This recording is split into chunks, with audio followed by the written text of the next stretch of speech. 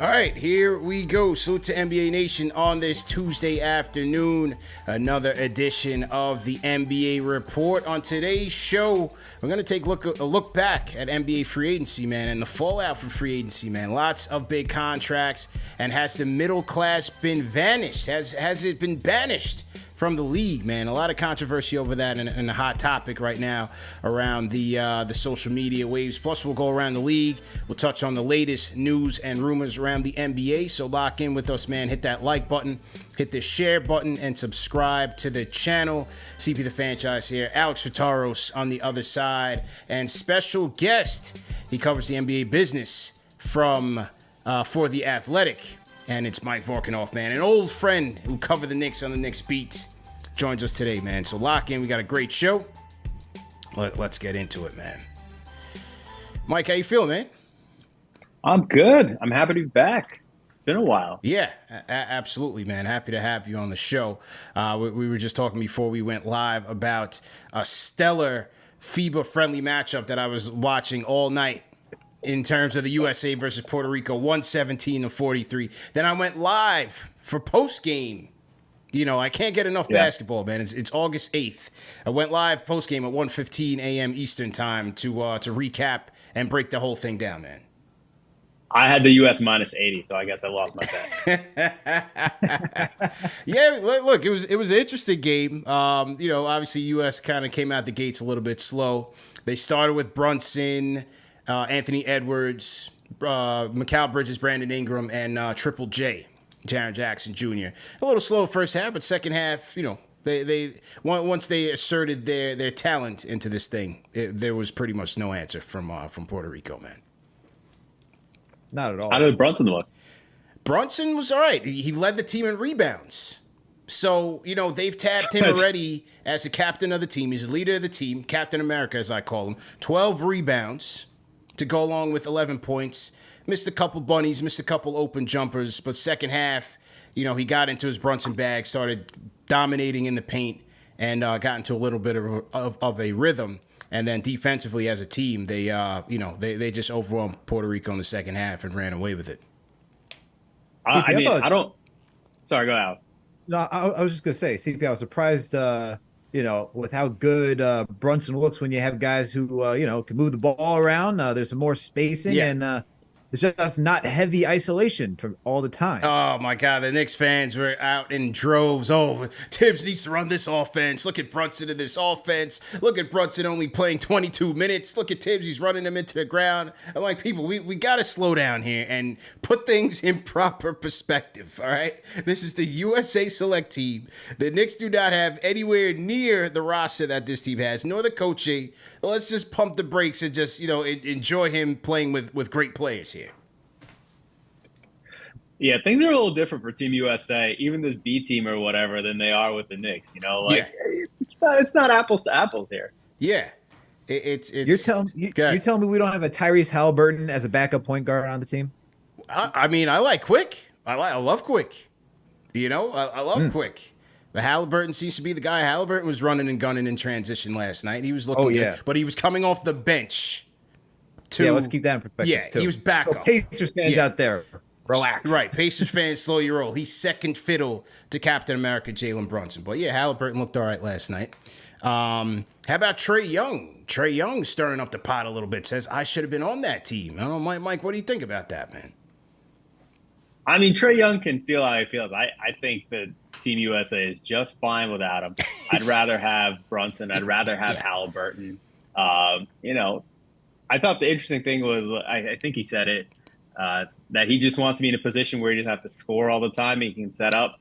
We've never seen that from Trae Young, right? You know, like ever in his NBA career. So I'm just a little dubious that all of a sudden he gets to Team USA and he changes exactly who he is as a player. So like, he's got to be able to buy in and show that at some point. I see why Team USA didn't want him on the team. Yeah, Al, what'd you think about that?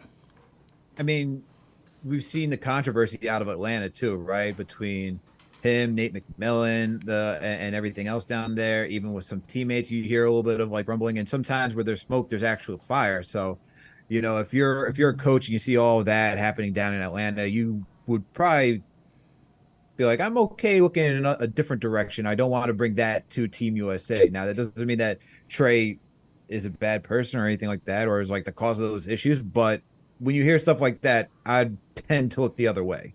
But I like what I'm seeing from Jalen Brunson. I mean, look, Jalen Brunson, 2 good seasons. I saw a comment out there where actually it was Dexter. I saw on Dexter's feed where he was having a discussion on another pod where who would you have, Brunson over Trey Young, and he said Brunson, and there was a little bit of pushback, and I was like, one of the responses was Trey went to an Eastern Conference Finals. I was like, Brunson went to a Western Conference Finals. What are we talking about? Why? How is that the rationale? Did we not see what he did to Donovan Mitchell too? Oh, okay, let's relax over here. He's just as good, man. Yeah, just as. I mean, look, I think you got to take fit into consideration when you're assembling these teams. It's not just about the best offensive players or the best these guys. You need fit, you need versatility, you need leadership, you need size. It's a much more physical game, as a lot of these guys have been stating now. You're playing a much more physical game in FIBA, and you're playing teams who you look at, Lithuania, Latvia, all the France, especially Spain. All these guys have chemistry with each other, man. And so that's why the USA, especially when they don't come with their A+ team, they have a little bit of trouble competing here. So I don't necessarily mind leaving Trey off the team.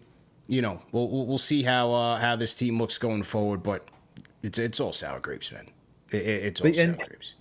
And the last thing I'll say is, like, you hear from Grant Hill, they wanted to go younger, and I think we've been seeing that with FIBA as well, where it's a starting process, right? Maybe this is like the training for guys who are going to be part of the Olympic team. Yeah, you start getting them in there early, getting familiar with one another, because then when you have the Olympics coming up, these could be the same guys, and they're more prepared than just getting them fresh out of the gate. Yeah. True indeed, man. Now, on free agency, Mike, we've seen a lot of big deals come across the wire. Obviously, nothing bigger than Jaylen Brown's 5-year, $304 million deal, the Supermax with the Celtics. Anthony Davis kind of eclipsing that in terms of annual salary with his extension with the Lakers. You wrote a piece just a couple days ago for The Athletic covering this. How did you react to a lot of these deals? I know from a fan perspective, every reaction is overpay. But you wrote a couple of pieces on The Athletic on how we should be viewing these contracts and where things are going moving forward. Yeah, look, my first reaction was like everybody else is like, damn, that's a lot of money, right? Like $300 million potentially is just, it's a lot. It would be like the 13th largest contract that any a U.S. pro sports player has agreed to. So it is objectively a lot of money. And it's just one of the things my brain has had to adjust to as well. It's like, there's just so much money coming into the league now that salaries are rising and so quickly that we all have to kind of get used to what these new parameters are, what these new what these numbers mean, right? Like, we can't just look at them as just raw numbers anymore. A $20 million player is not who you thought it was anymore, right? Like, a $20 million player is just kind of a starter at this point. It's not one of the really good players, maybe an all-star level guy. 35% of the cap is now regularly going to be $50 million a year, right? This is all a reflection of all the money that's coming into the league, all the revenues that it has. The players, as we know, get, roughly 50% thereabouts. So the league is doing well. The players are doing well, but it's a lot of money that people are going to start to be making. Like, Dame's going to make 60 mil soon. Jokic, 60 mil soon. I think Cat at the end of his contract is going to make 60 mil. Steph gets right about there. Like, we're going to have to get used to guys with salaries starting with 6s and 7s by the end of the decade, and probably more. That's just crazy to even think about from where it was. Like, I still remember the Mozgov contract. I was like, that's insane. And now we're just. But that was the 2016 situation, right? Yeah. Right. That was Nothing counts about 2016. Yeah. But still, like, to see the increase in salaries from 2016 to now, we're not even at the 10-year point. You know what I mean? And it's just crazy. But Mike, the issue now with, like, you see the larger scale contracts, right, for the high end players, but now you're going to see a lot of like mid-level exception type money for everyone in between. What do you make of that? Yeah, I mean, look, everyone's going to start making more. The average NBA salary, I don't have the exact number off me, but it's up to roughly $10-11 million, right? Like, that's the average. So it's, it's not the median, but everybody's money is going to come up. The mid-level was about 12 million this year, somewhere thereabouts. Like, It also is now a larger percent in the cap. I think they put up to about 9.5% in the new CBA. And that kind of is level setting for guys when they hit free agency, when they sign extensions. And I'm really curious. Like, I think people are just going to start locking in bigger contracts and not hitting free agency because their teams are going to have to, re-sign their own guys because they don't have as much flexibility in free agency and to make trades. And that'll probably bump up contracts a little bit too. So we're going to have to get used to more guys making 15 mil a year, 20 mil a year. I think the effects of this are going to still be seen, but I'm curious to see where it all goes. Yeah, absolutely, man. I want to get to this Austin Rivers comment where he talked about the CBA and really kind of took these guys to task when he was talking about it. And in terms of the shrinking middle class in the NBA. So I want to play this Austin Rivers comment and then get your take on it. Give me 1 second. Let me just pull it up here. Salute to everybody in the chat. Hit that thumbs up button for you boys. Let me get this Rivers comment here. Okay, here it is. Oh, I got it on mute. Okay, let me unmute this. Okay, here's Rivers. It's a privilege. And if you were a free agent, then you could choose where you were going to go. Right. That's the business. Yeah. But when you're not and you sign a deal, man, that's part of the business, bro.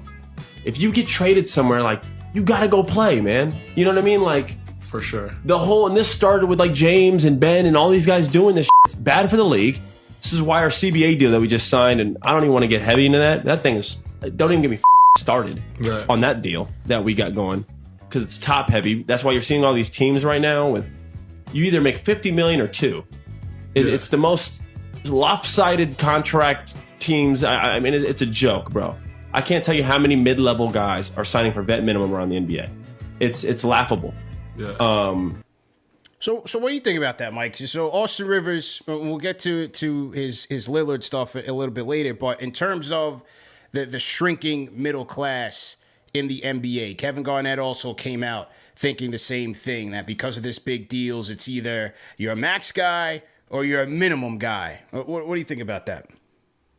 Well, all right. So it's funny. I've actually been talking to some people from the Players Union about this. Obviously, like, they're part of the people who negotiated this latest CBA.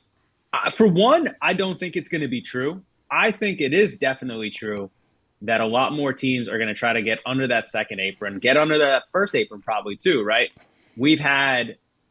This is all complicated. So we've had, like, over the last decade, roughly about 3 teams per year over that second apron, right? What would be $183-ish million coming up for this season. That's not a lot of teams. And I think a lot of teams will try to make sure that they stay under that. And I think a lot of teams will try to stay under the first apron too. And they'll still, we haven't had a lot of teams pay the tax every year either. I think, one, it's too early to tell. Like, we've had one summer of the new CBA, right? Like, if you're just trying to figure this out, one off season is not going to tell us whether the middle class is dying. I also don't think it's true because teams are still going to need to re-sign all these guys. Like, if nobody's going to, or if few people are going to go hit free agency and try to re-sign through extensions, as the new CBA is trying to make it easier to do, they're not going to do it by just taking the minimum every time or by taking under market contracts, right? Then they might just take their chances. And so I think it's maybe more just griping that some guys who are later on in their contracts won't be able to maximize their earning window into their mid-30s. And so maybe you'll see kind of guys going out of the league earlier than they do, maybe in their mid-30s, maybe their early 30s than they would in their late 30s. But I still have to see where this is all going. And I think one offseason is way too early to tell. Like, and anything that happened before this offseason, that's the old CBA, and you were playing under different rules. Yeah, and I think one of the guys who has a gripe could be Austin Rivers himself, who right now is jobless, unfortunately.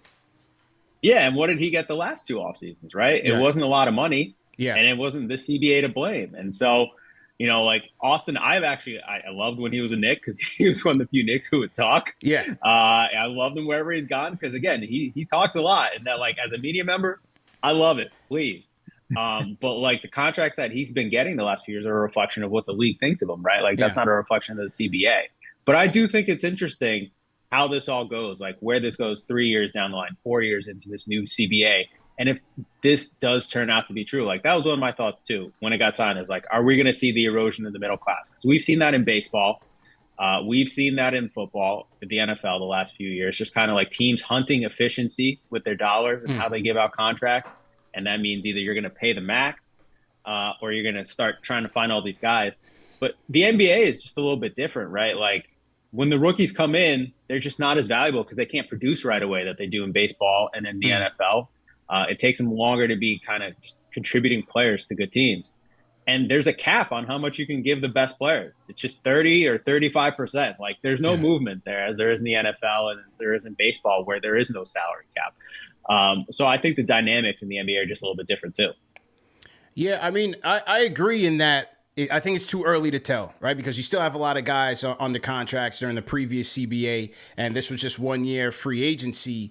Now, for those top-heavy teams, the Suns, the Clippers, the Warriors, I mean, maybe that situation applies because they do have, 3 max contract guys and they're kind of stretched thin.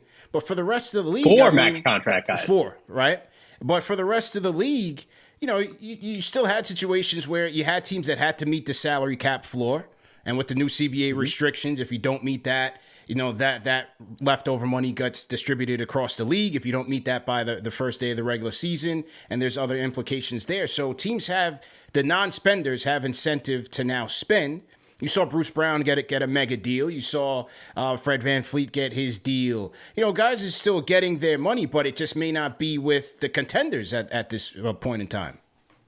Yeah. And those are the teams that, like in the last few years, when a team had money coming into the offseason, had cap space, that was one of the bad teams. It wasn't a contender, right? Like the good teams have been operating as over the cap teams for the last few years.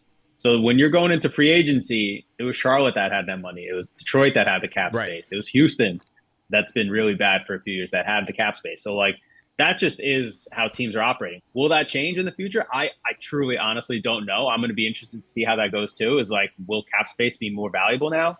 Maybe. I don't really know. But I think we're going to have to get used to the new dynamics of this whole CBA. And even the most painful parts are kicking in next summer, not even this summer.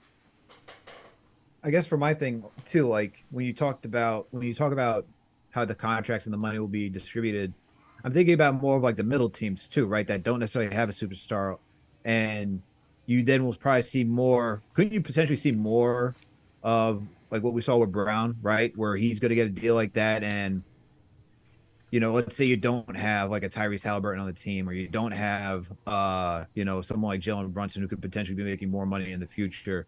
Let's say, like, I'm trying to think of a good team right now that would give you that example, but could you say, let's say Portland, let's say they get rid of Dame. Like, isn't that a team then where you could essentially give out a lot of these middling contracts because no one's really proven themselves yet? And couldn't that be a good portion of the league too? Yeah, I mean, I think so. Like, what happens when Detroit and has all their guys hitting, right? Kind of free agency or up for extensions? So you just saw Isaiah Stewart get $16 million a year, right? That's a pretty middle-class contract nowadays, right? Based on where the max and the minimum are. We'll see what like Jalen Duren gets in a few years. Bogdanovich got, I think, 19 mil last offseason. So I think it's just maybe the types of teams that give out these contracts is different. The Knicks obviously signed a bunch of guys in that kind of middle-class range, even whenever the Josh Hart contract finally goes through. I assume he'll be somewhere in that 15 to 20 range, whatever the final number ends up at. And even the Jalen Brunson contract last summer was not a max contract, right? It was kind of in that upper quartile, upper 10% type of kind of deal. I think that we'll still see a lot of teams give out those contracts. It's just, maybe it just comes from different places, or maybe it's just veterans who are unhappy with the landscape and just, kind of griping about it publicly. I don't know what KG was saying. I saw his tweet saying that's it. Like you're getting 2 or 50, but that's it. It's just not true. Like, that's the fact. Yeah, it didn't seem so. I mean, look, you still have interesting examples like Malik Beasley. He didn't have a good postseason at all, or even a second half with the Lakers. Didn't have a good run, but he went from making 15 to having to settle for the vet minimum with the Bucks at around 2. And Christian Wood still out there, not a good defensive player, but offensively can certainly help teams with his shooting and floor spacing. But he's looking at a vet minimum with the Lakers. And so it's just interesting. But then on the flip, you got a guy like a Joe Ingles who Didn't have a great year with the Bucks, but still managed to get to Orlando for $11 million. But he's getting the team option, right? And Bruce Brown, he's getting the 1+1. So you still have that flexibility there with some of the the bottom feeders, if you will. Yeah, and you saw like Rui Hachimura just get about $17 million a year from the Lakers, right? Like this is a guy who just got traded for 4 seconds in the middle of the season. So these are all these guys that are making that kind of mid-tier money, and they're valuable to teams because you want to lock in those cap numbers, right? You want to lock in those contracts so you can trade them down the line because that's going to be your new way of changing your roster. Because just going into free agency, unless you get really far under the cap, is not going to be available to you if you're a good team. So I think that players also have some leverage now to get better extensions too. It's not just that the cap is squeezing them. It's like, hey, if you're the Celtics and in future years you want to keep spending to keep your team in place, like how are you going to replace Robert Williams if you allow him to leave, right? Like you got to give him the money. How are you going to replace Kristaps Porzingis in a few years if that works out, right? You got to pay him.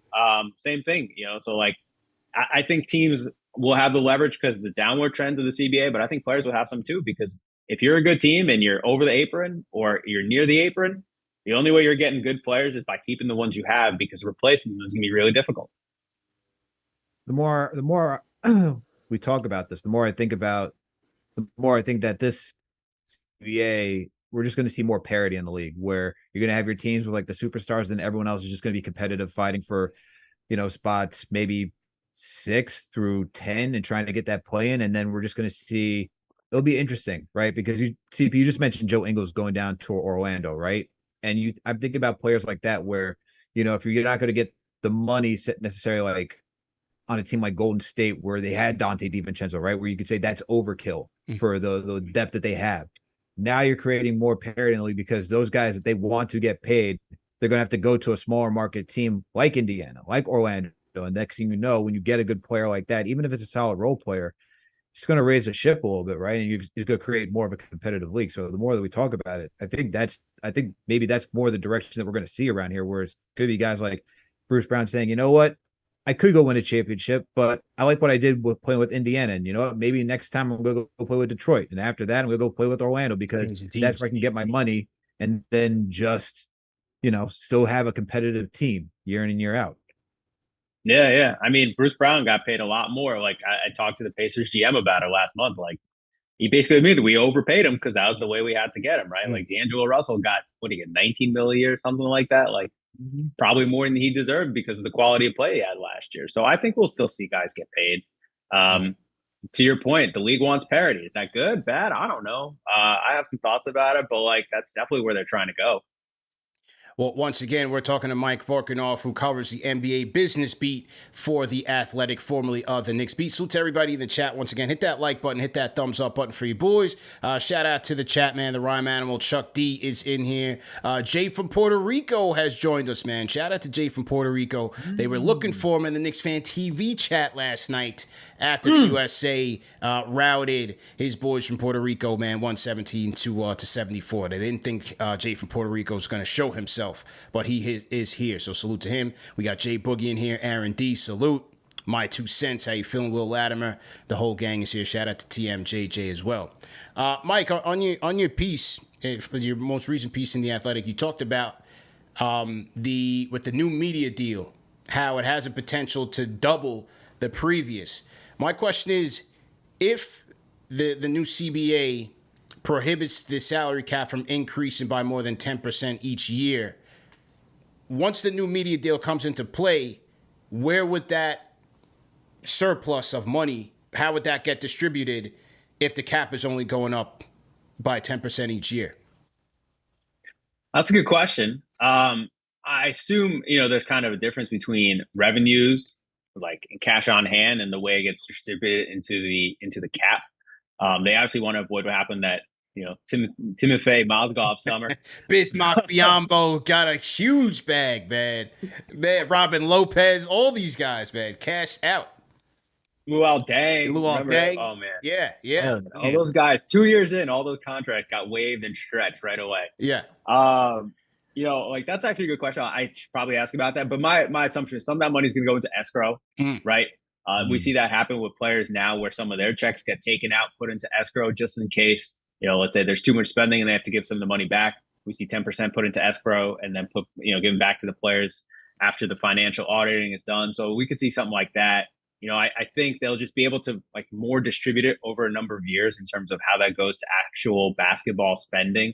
But it's not as if teams are going to have to wait to get all that money, in terms of, the cash that they will get from all these TV rights deals. I think they'll still get their money right away, right on time. It's going to have a lag when it hits the players and it affects the salary cap. As far as the players in the market, there's been talks like NBC's trying to jump back into it. Have you heard anything as far as that, like any of the new players outside of your ESPN, Disney's, and Warner? Is Amazon trying to jump into the fray with Prime? What are you hearing as far as that?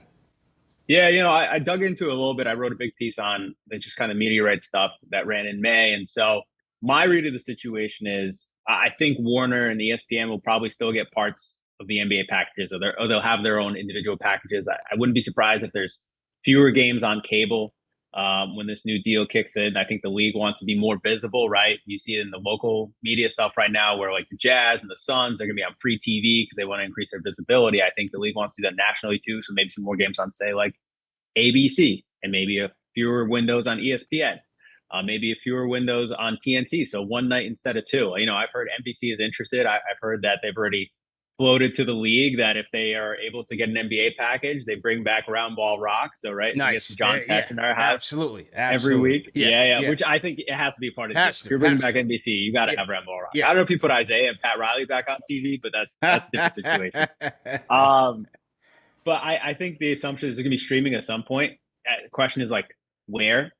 Warner Brothers Discovery is going to start streaming on Max with its sports rights. I'd probably do that with baseball or hockey first. Obviously, ESPN has ESPN Plus, so I assume some games will go on there. I think Amazon or Apple will try to get into it.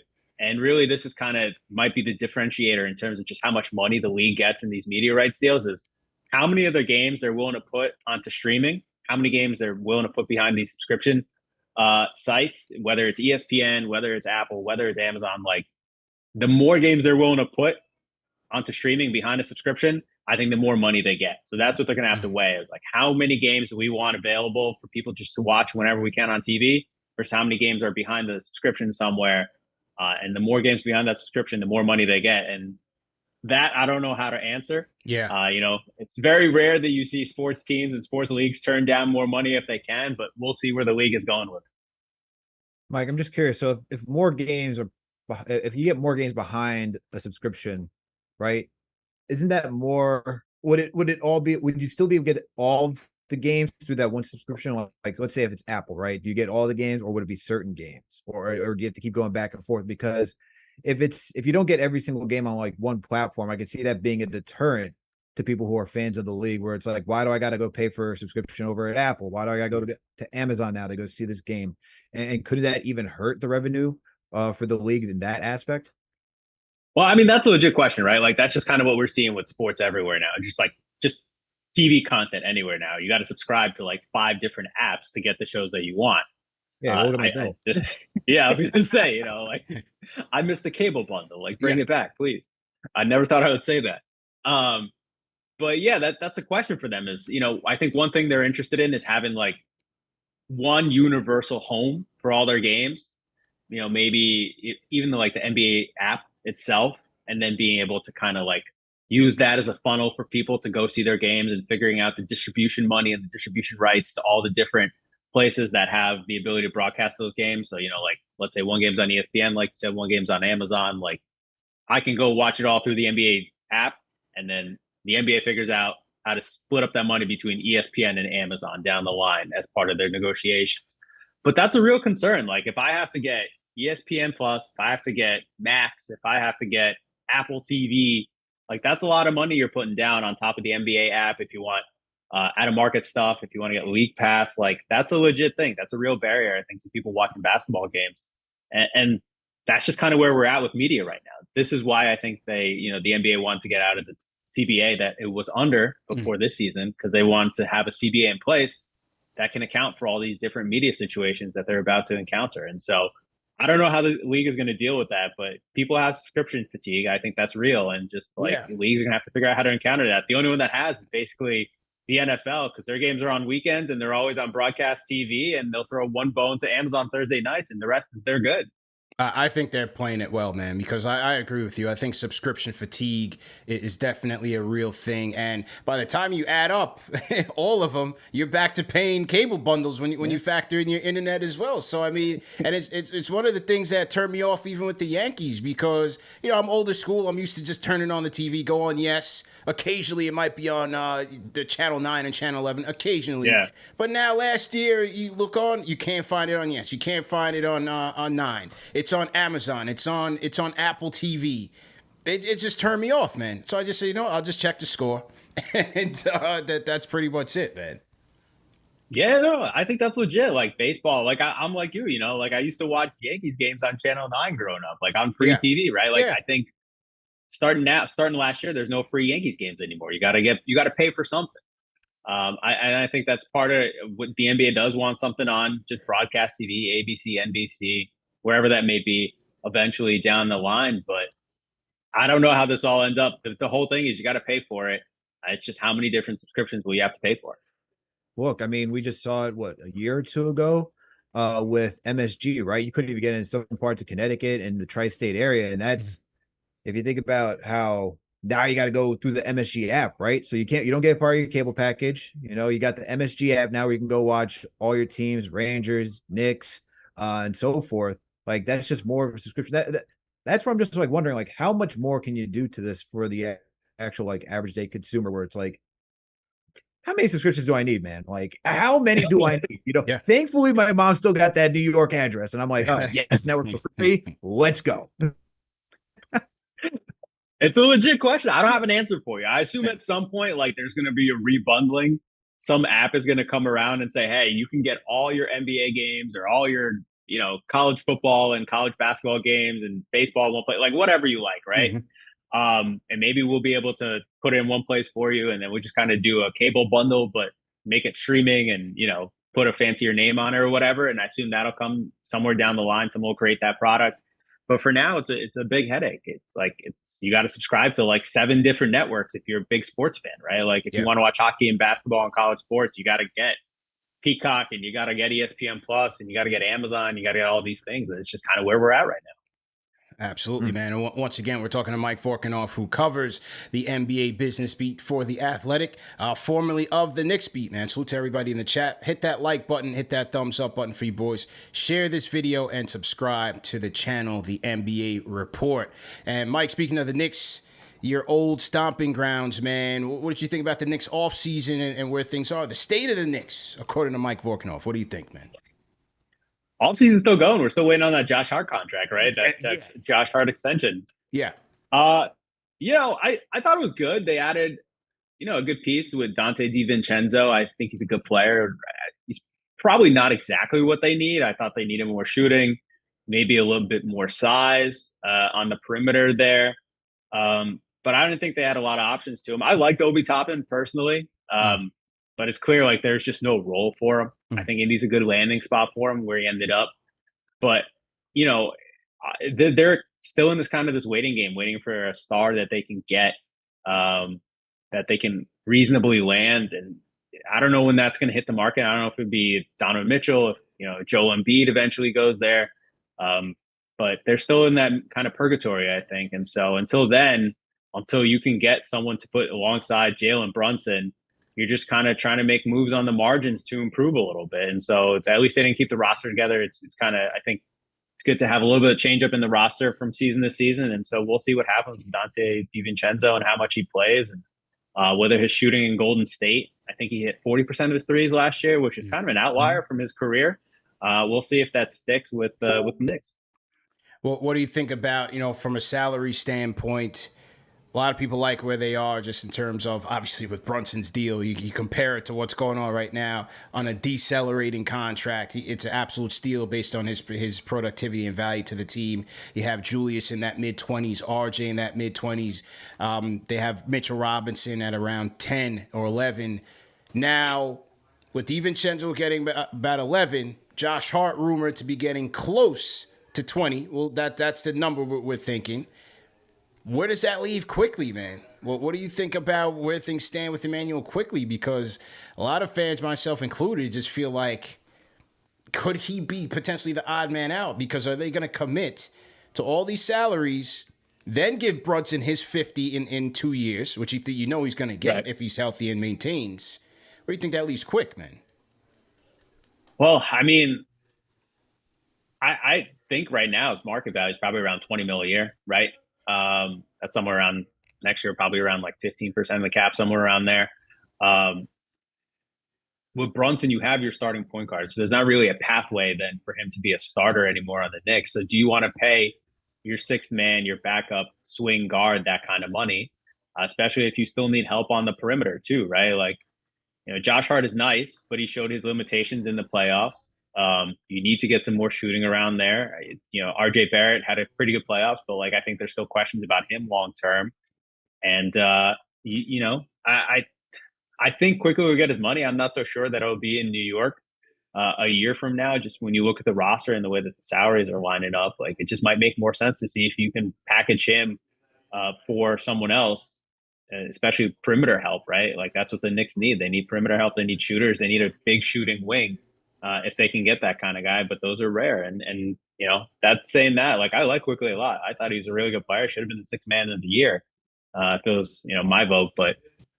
I don't know. I don't know if you can pay that much money now to kind of your sixth man and really be comfortable going forward, especially if you land that star and your salary cap needs go up.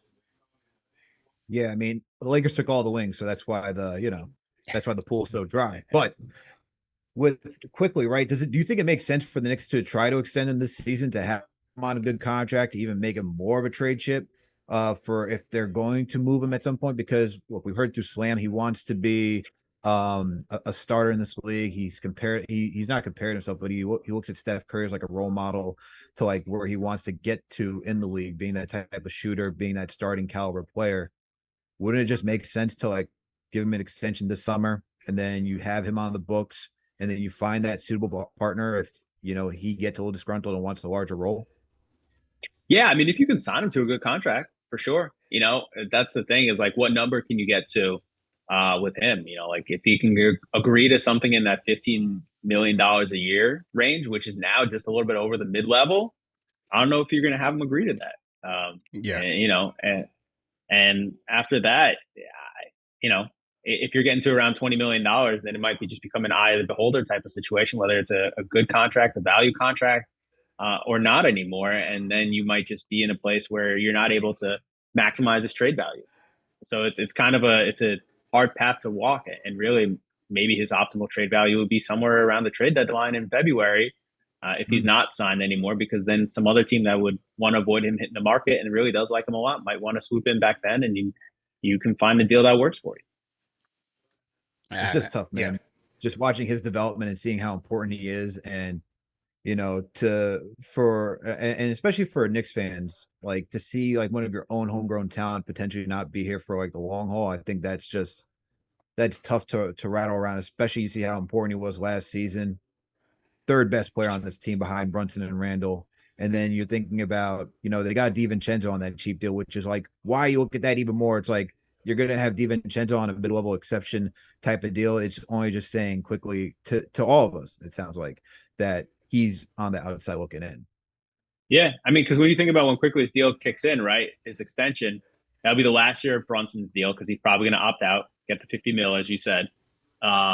So you're, year two of that, you're paying Brunson the real money, the max money then. Randall's still going to be on his deal, which I think is going up, if I remember correctly. You'll have year two of Josh Hart. You'll have DiVincenzo on the books ready. You have Mitchell Robinson. He's declining in terms of his deal. I think Isaiah Hartenstein comes off by then. Grimes. But you have a number. Grimes you're going to have to pay, right? So you're going to have a number of guys already that you're either accounted for or you're going to have to count money for. So it just becomes a little bit harder to fit everyone there. And, I think if you're going to go over the apron, the first apron even, you want to have kind of the majority of your roster accounted for and have your main guys in place, because being able to trade guys after that is going to be a lot more difficult, because if you're over the first apron, it has to be 100% match for match, right? So that becomes a lot harder to make a deal at that point. Absolutely, man. Bleacher Report said RJ Barrett was the second most overrated player in the NBA. I was a bit offended by that. They insulted me a little Who's bit. overrating him? Right. That's a big question. That's the big Right. question. Who's overrating RJ? Well, but what do you think, man? What do you think? RJ, year 5, can he do it? Can he turn the corner and turn the naysayers into true believers? To me, he's got to get better defensively. I thought he took probably a step back this past year, right? I think we kind of know what he is as an offensive player at this point. Like, I was always kind of dubious the shot would come around. It still hasn't. Maybe he can get better and more consistent as a catch and shoot 3-point shooter. That becomes his value as a kind of a perimeter threat. I don't think he'll ever get to that point where he's an off the dribble 3-point shooter consistently, a good one. I mean, he's really good at attacking the basket, straight line drive, ball in his hand. But I think the defense, where he was pretty good in his first few years in the NBA, like that's where he really needs to get better. And I think if he can become a really good defender, I'm not even talking like all defensive team level, then you have a really good two-way wing. But is he over? I have no idea. I kind of just rate him as what he is. I don't know who's overrating him or making him out to be anything more than he is. But his deal kicks in, right? And that becomes, once you hit your second contract, it becomes interesting what the Knicks could do with him and just what kind of trades they can use him in, because we already saw that during the Mitchell trade negotiation. Right. And so interesting. Yeah, good. It's just so interesting that they even put him as such a an overrated. Between him and Julius, it's like one of the most polarizing topics. In Knicks first, right? It's like you have your RJ truthers, you have your RJ haters, you have your Julius truthers, and you have your Julius haters. It's just so interesting. Well, Julius Randle goes back and forth. I mean, there's a lot to kind of hit you on both ends of that conversation. Yeah, and I just think ultimately, these lists will be these lists, but from a Knicks standpoint, just like they had to choose between Obi and Julius, I think there's going to come a time where they're going to have to choose between RJ and Julius as well. For a lot of reasons. Do they fit together? I think that's highly questionable at this stage in the game. Also, to have two of your players be highly inefficient along the perimeter, not as great at the rim, I think that hurts, especially when you factor in Mitchell Robinson, who, if it's not squarely under the rim, is giving you nothing on the perimeter either. Your floor spacing is compromised. You don't have enough 3-point shooting in there. You're looking for Grimes to be more consistent there. Brunson, of that starting 5, is probably your most consistent, most reliable 3-point shooter right now, and he's on the ball most of the time. So I think they're going to have to really have a come-to moment at some point with Julius and RJ if they're not able to help this team turn the corner. Yeah. I mean, at some point, if they want to take the next step, like they have to change the composition, not even just the players, but just the types of players that they got on the floor in crunch time. And so that means someone has to go. Where you find the solution, that's the harder thing. And so I don't know what the answer to that is. Hardest thing. But as you said, with the DiVincenzo signing, they're kind of just, keep building, keep trying to add on and tack on and trying to build on what you did. But I think, Leon, they're waiting for that next move whenever it will come. And could it be Philadelphia? There's a lot of talk about what's going on there with Harden and Morey, and Morey screwing Harden out of his long-term deal. But Morey, to me, stuck to his guns. I didn't think they should have committed to James Harden past maybe 2 years. What do you think about what's going on in Philadelphia and how the Harden stuff may end? I mean, it's where it's at now, because I think Daryl Morey doesn't want to give him a long-term deal, understandably, right? We've seen a lot of slippage from James Harden over the last few years. I wouldn't want to give him a multi-year max level, not even max, just max level contract. And so I understand why Morey doesn't want to go there. This is the first time that James Harden, in his career, has basically seen people treat him as a declining player, right? Yeah. Treat him as a player who's not a franchise guy anymore. And I'm sure that has to be shocking for him. Like he's 34, 35, somewhere around there. Like when you've been treated the way he has been during his career, because he has been that good. And now you kind of see it get another way, that has to be shocking for you on a personal level. So I can probably understand why he feels, hurt or insulted or whatever it is.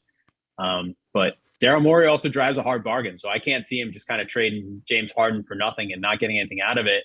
They can, if they want to, maintain their flexibility going into next summer, right? Like they can have max level cap space. I don't think free agency is that great. Yeah. And so they wouldn't even be able to make a move to acquire anyone to their cap space until next July 1st. And so they have some pathways, but it's a little difficult right now. And you can't just punt on this season because you got to keep Joel Embiid happy.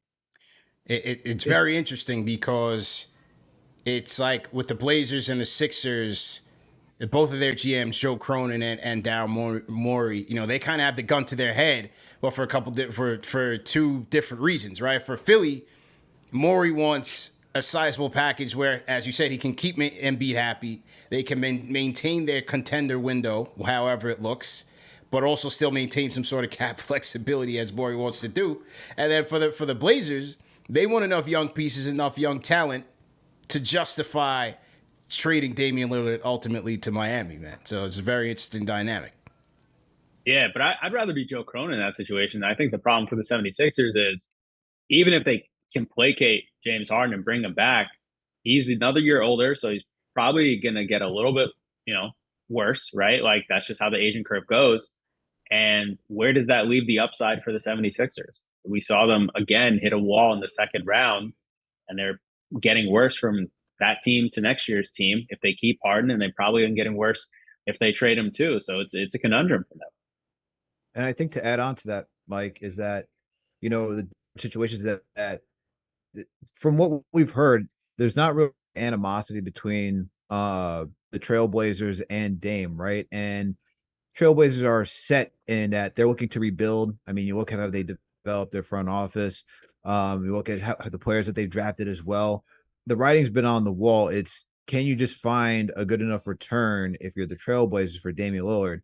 Whereas even though you're doing the same thing for James Harden, he opted in. I mean, he could have easily left, gone anywhere he wanted to. He's really created this whole situation himself, which is what makes this whole thing not entirely confusing, because I get that he wants his money and he still wants to, be part of a good team. But if you like for him now, because you're now creating uneven ties in Philadelphia. As Daryl Morey, even if you're Daryl Morey, you have to be concerned that if you go into training camp, you go into regular season, you have a guy who's disgruntled, because we saw what James Harden did in Houston. At some point, don't you think that Morey has to say, you know what, I got to do what's better for my team, for the locker room, to keep us chugging along, instead of just holding on to a player who's could cause turmoil once again, as we saw in Houston? I mean, I think the big thing going for Daryl Morey in this situation is, so James Harden opted in, right? Like that was, I think, his way of saying he couldn't get more money in free agency than he could from the Sixers next year, right?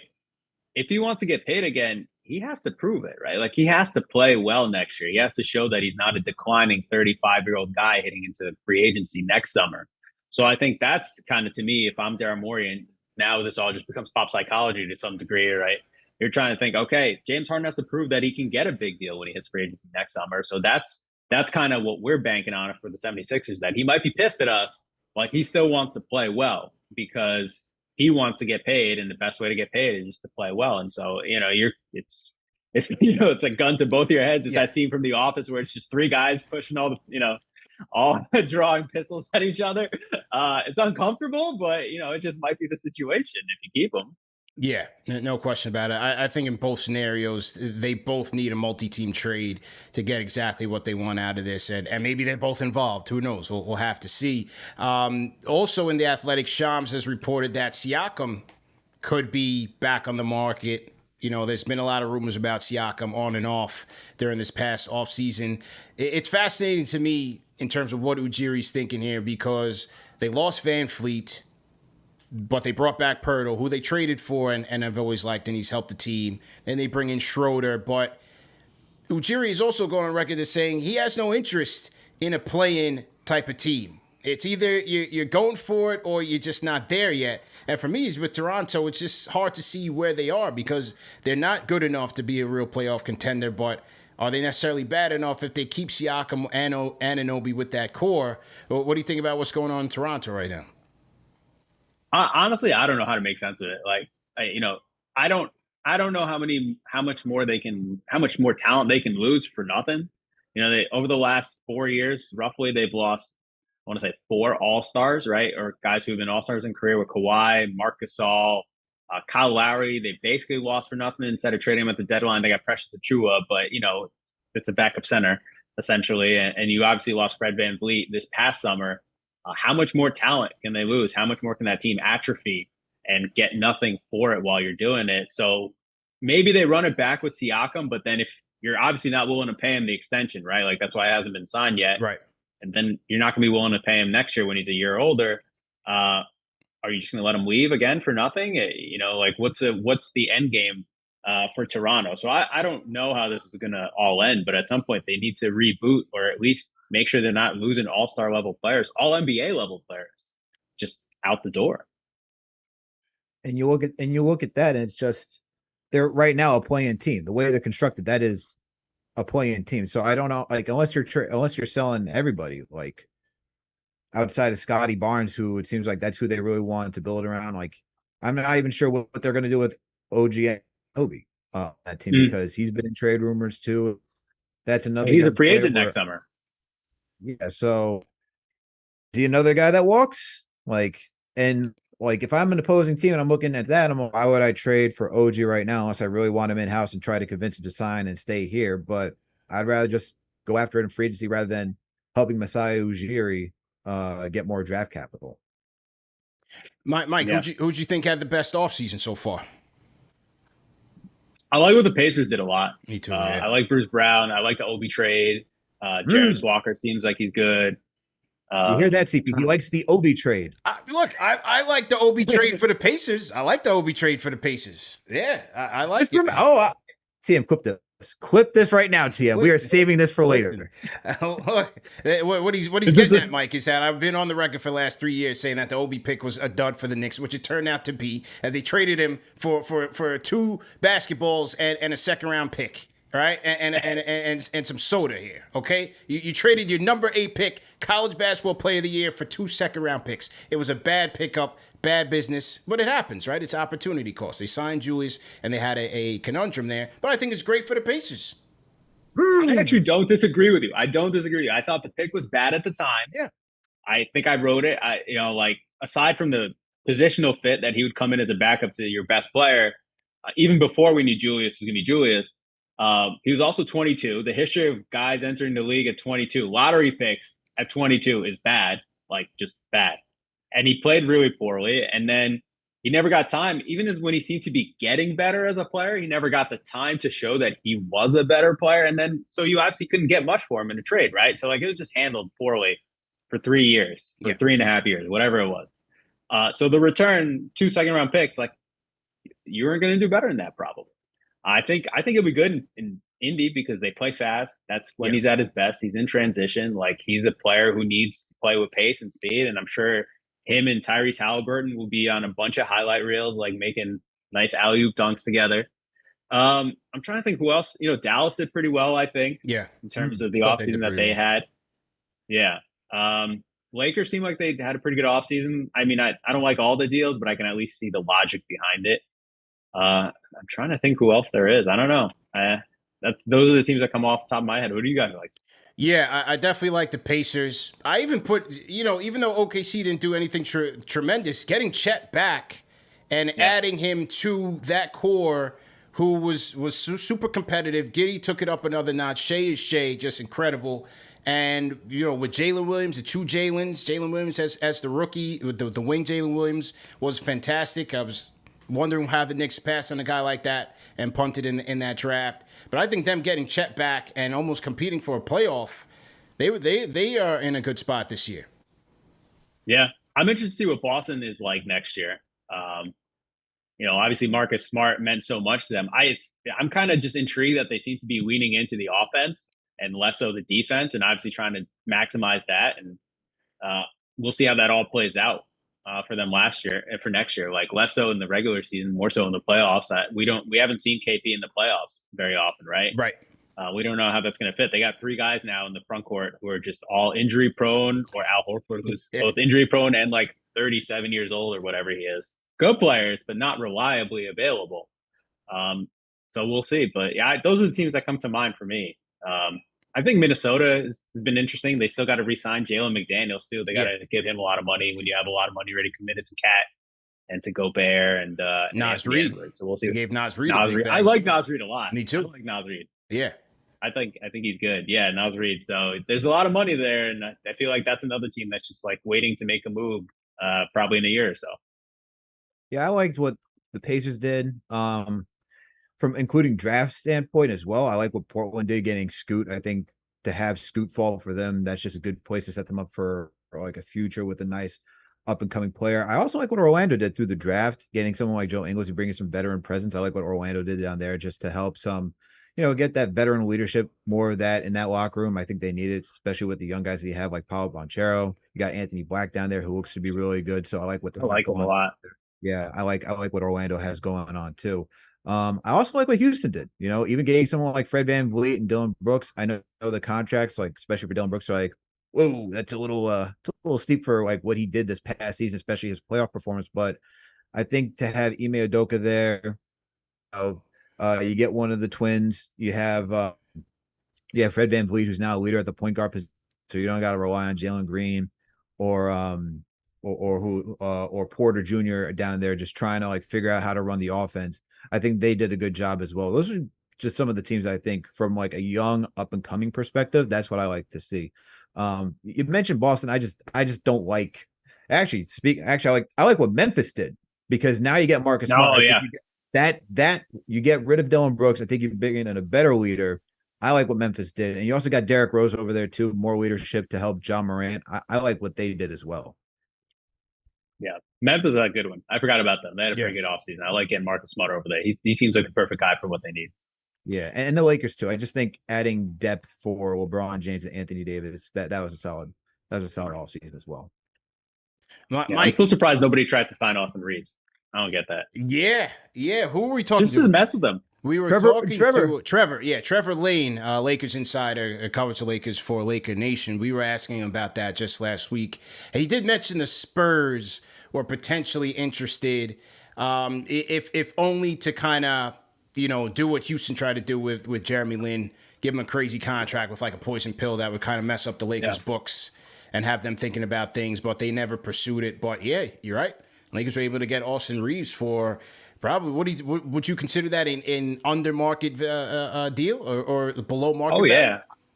I think if he was unrestricted, he probably gets 4 for 75, something like that. 4 for 80, probably. 4 for 56 with the Lakers, man. That's a great deal. Yeah. I mean, you could have just made it harder on them. Just make them pay more in the back end at least, because they're going to match anyway. Right. Just a spite signing, but they didn't even go that far. Yeah. Absolutely, man. You missed the Knicks beat, Mike. You moved over to the business side, to the NBA side. Do you miss the Knicks beat and schlepping to Madison Square Garden every night? The team has turned the corner since you left, man. Maybe it was you that what was it bad? Hey, my last year was the first playoff year under Tibbs. Don't blame me. Ooh. That's right, man. Mike's saying, CP, you cut it out right there. No, I like covering the Knicks. It was really, really hard for all the reasons that you can imagine. It was really hard. Yeah. There's a lot of headaches. Everyone wants to cover the Knicks until you're covering the Knicks. But I love, like MSG is amazing. I like the guys that I work with on beat. I think the one thing that was really cool about covering the Knicks, and I don't know how many teams you can say this if you cover them as a reporter, like when you wrote something about the Knicks, like people read it and they cared. Whether it was about Frank Ntilikina to Ron Baker to ISO Zohive was heavy, man. ISO Zo, yeah. Hey, relax over there. Relax. Yeah, that was your guy. Yeah, that was your guy, man. So people cared, and I was there during some of the darker days, right? When the team was pretty bad, and people cared nonetheless. And I think that's awesome. I think Knicks fans are great for the most part. There's a few loonies, obviously, but every fan base has that. And so I do miss it in that regard. I do miss writing for people and for a fan base that really care about every word you write, and they care about every word that I wrote, that Bondi wrote, that Popper, Mark Berman wrote, all those guys. I think that's really cool. Yeah, it's true. You can read about Iggy Brazdakis. I remember Iggy. Yeah. Paid $2 million for that second rounder. Yep, absolutely, man. He's going to be playing with another former Nick Mindaugas Kuzminkis with Lithuania. Yeah. Lithuania's got a nice little team, man, and they've got our guy Rokas Jakubaitis, the mystery draft pick who's never going to play for the Knicks, but he's over there, and he doesn't even play for the Knicks, but we still ask about him. We're asking about him every offseason. When is he coming? When is he coming here? So that's just us in a nutshell, man. You mentioned Austin Rivers. Is there another player who you enjoyed covering more than others? I'm trying to think. Let's see. Mitch Robinson was pretty fun. You know, you could tell he was like really scared and nervous when he first got there. That first conference, he was out of his realm, but obviously like he's flourished personality wise. Kuzminskis was good. He was a good dude. Big Broadway buff. He liked the theater when he was here. I'm trying to think. Julius Randle, for the most part, was pretty good to cover. You know, he obviously his first year in New York was really bad, but he's always out there. He's always accountable. Derrick Rose is good to cover. I think those are kind of the guys that, you know, come off the top of my head. The problem is once the pandemic set in, you know, I didn't get to meet Quickley and Toppin until I was off the beat, right? Like Tibbs never got to meet him in person. So that made it a lot harder. And obviously the Knicks don't try to make it easy on you to meet players, to even just get to know players, right? Yeah. You know, Michael Beasley was a fun guy to cover while he was there. I'm sure. Yeah, but I was lucky. Oh, Bobby Portis is a good dude. I like covering Bobby Portis. I'm sure. Yeah. Sure. Bobby picked up a technical last night in the FIBA-friendly matchup, so he's in regular season form. Yeah, he's looking great. He's looking good. I don't know if FIBA can fine him or not, but I hope he didn't lose any money for that. He was out there pushing the pace too, CB. Don't forget that. He brought the ball attack and transition. He was in his bag last night. Bobby positionless Bobby Portis, like Fizdale always wanted. That's it. That's it, man. Well, Mike, man, we definitely appreciate all the time you gave us today, man. Great show. Once again, just let the fans know where they can find you if you're working on anything upcoming that they need to know about. Yeah, I mean, find me on The Athletic. Subscribe there if you haven't. We always got some kind of deal going on. Obviously, still on Twitter. I can't recommend you go on Twitter, but if you go on there, find me on there. And now I'm going to try to lay low from the summer. Hit the beach for a little bit. Yeah.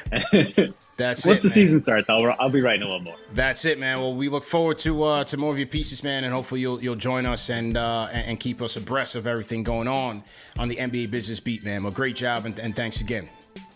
Yeah, we'll love to. Anytime, guys. All right. Once again, man, that was our guy, Mike Vorkunov of The Athletic.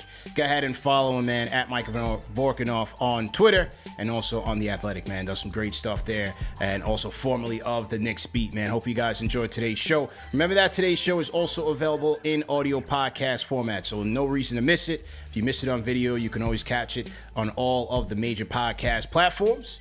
And yeah, that's it, man. For those of you that are Knicks fans, we'll be back on KnicksFanTV covering FIBA USA basketball, their friendly matchup as they take on Luka Doncic and Slovenia on Saturday. The game starts at 3:30. I believe it's on FS1, and then you could tap in on KFTV for post-game live. So until then, have a great day, everybody. Thanks for